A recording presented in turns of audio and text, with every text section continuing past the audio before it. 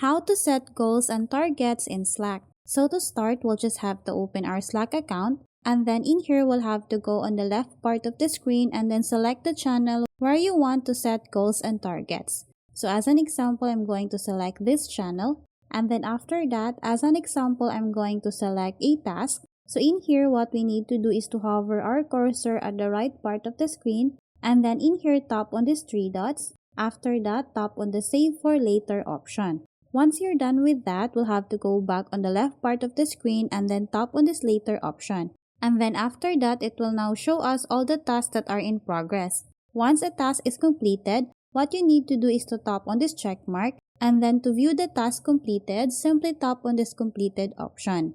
So that's how easy we can set goals and targets in Slack. Thanks for watching, and if you find this video helpful, please don't forget to subscribe, hit the like button, and then the notification bell so you won't miss any of our future videos. See you on the next one!